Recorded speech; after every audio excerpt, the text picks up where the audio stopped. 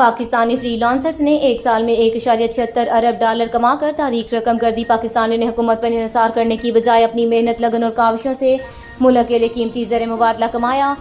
اسلام آباد Pakistan free lancers نے کہا کہ ایک مالی سال کے دوران 1.76 ارب ڈالر کما کر تاریخ رقم کر دی۔ پاکستان فری لانسرز ایسوسی ایشن پیفلا کے چیئرمین ابراہیم امین نے کہا کہ فری لانسرز نے حکومت پر انحصار کرنے کی بجائے اپنی محنت، لگن اور کاوشوں سے ملک کے لیے قیمتی زر مبادلہ کمایا۔ انہوں نے اسٹیٹ بینک کے اعداد و شمار کا حوالہ دیتے ہوئے کہا کہ 30 جون کو ختم ہونے والی مالی سال 2025 اور 26 کے دوران فری لانسر نے ملک کے لیے 1.76 ارب ڈالر کا زر مبادلہ کمایا، جو مالی سال 2024 اور 25 میں 984 ملین ڈالر تھا۔ اسی طرح صرف ایک سال میں فری لانسرز نے اپنی کاوشوں سے زر مبادلہ آمدن میں 78% اضافہ کیا۔ انہوں نے کہا کہ فری لانسرز کے کمائے ہوئے زر مبادلہ نے ملکی میکرو اکانومک اشاریوں کو مضبوط بنانے میں اہم کردار ادا کیا۔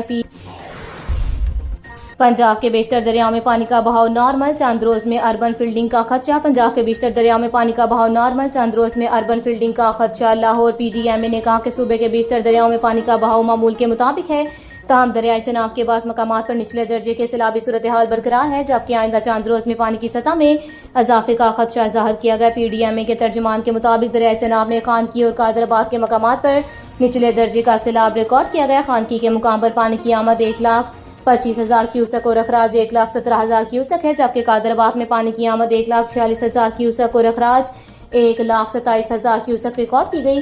ترجمان کے مطابق دریائے چناب کے مرالا، تریمو اور پنجند، دریائے راوی کے جسٹر، شادرہ ہیڈ، سندھنائی اور بلو کی، دریائے ستلج کے گنڈا سنگھ والا، سلیمان کی اور ہیڈ اسلام، جبکہ دریائے سندھ کے تربیلا، کالا باغ، تونسا اور چشمہ کے مقامات پر پانی کا بہاؤ معمول کے مطابق ہے۔ پی ڈی ایم اے نے خبردار کیا کہ 24 جولائی تک پنجاب کے دریاؤں میں پانی کی سطح میں اضافے کا امکان ہے۔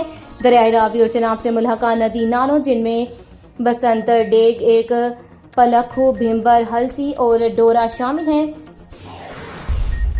لیسکو کا دوہرا معیار، عام صارفین اور سرکاری اداروں کے لیے مختلف پالیسی۔ لیسکو کا AMI single phase smart meters کی تنصیب میں دوہرا معیار سامنے آ گیا۔ صارفین کے لیے عام اسٹیٹک میٹر، جبکہ پنجاب حکومت کو سمارٹ میٹرز دینے کی منظوری دے دی گئی۔ ذرائع کے مطابق لیسکو نے پنجاب حکومت کے مختلف اداروں کے عام بجلی میٹرز کو AMI سمارٹ میٹر سے تبدیل کرنے کا فیصلہ کیا، جس کے لیے متعلقہ دفاتر کو مراسلے جاری کر دیے گئے۔